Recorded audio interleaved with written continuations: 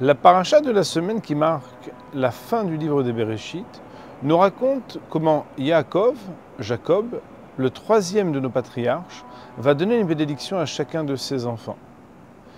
Chacune des bénédictions est très spécifique, selon ses traits de caractère.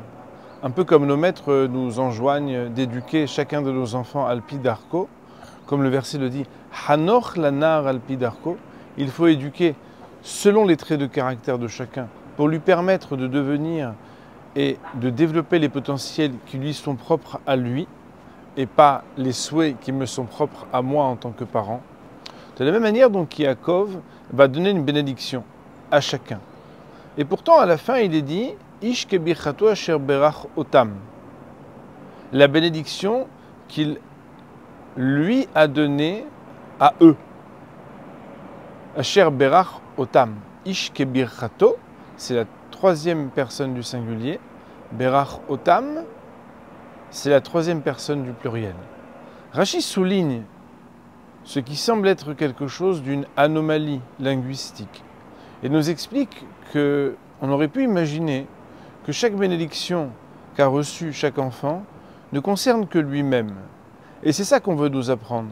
C'est que lorsque Yaakov a béni chaque enfant de sa bénédiction propre, il a béni tout le peuple d'Israël de toutes les bénédictions qui ont été celles de toutes les tribus. Et nous allons expliquer ce sujet.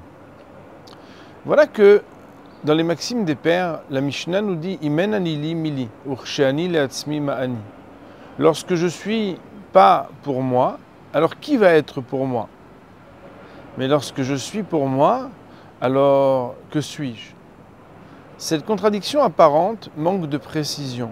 Imen anili, si je ne fais pas ma propre promotion, mi-li, qui pourra le faire pour moi? Ursheani leatzmi, mais si cela est tourné vers moi et uniquement vers moi, ma'ani, que suis-je? Cela veut dire que chacun d'entre nous a en lui des capacités, des potentialités qui lui sont propres et particulières. C'est la raison pour laquelle toute imitation est avec une consonance de limitation. Puisque si on regarde trop ce que les autres font, on ne fait jamais rien et surtout on ne fait jamais rien de soi-même pour se développer soi-même.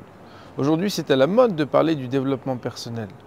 Mais lorsqu'on parle dans la Torah de ce que nous avons une neshama, une âme juive, qui nous éclaire et nous inspire de notre partie la plus élevée, c'est parce que chacun d'entre nous est le dépositaire d'une lumière et d'une capacité à se déployer, à se développer pour scander l'honneur divin. Akol bara lichvodo. Mais cet honneur ne peut pas m'être rétribué qu'à moi. Parce que cet honneur, ces qualités, ces potentiels sont là où Urshani leatzmi ma'ani ne sont pas pour moi, mais ils sont pour le monde dans lequel notre Créateur nous a permis d'évoluer. C'est la raison pour laquelle, lorsque Yaakov Avinu va bénir chaque enfant avec la bénédiction qui lui est propre, pour insister sur les traits de caractère et les caractéristiques de chaque tribu, parce que nous sommes si différents les uns des autres.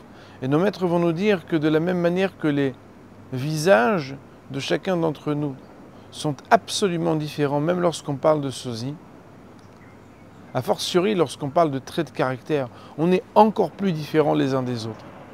Et pourtant, ce sont avec ces midotes, avec ces traits de caractère, avec ses potentiels, avec ses singularités, que le développement du caractère de la personne ne doit pas être tourné que vers soi, mais ish kebichato asher berach otam, bénir chacun spécifiquement et recevoir chacun notre bénédiction de notre Père Yaakov Avinu, mais notre Père Avinu Shebashamayim, notre Père qui est dans les cieux, se développer personnellement est bien évidemment le premier commandement de l'existence, mais cela ne doit pas se résoudre à soi-même.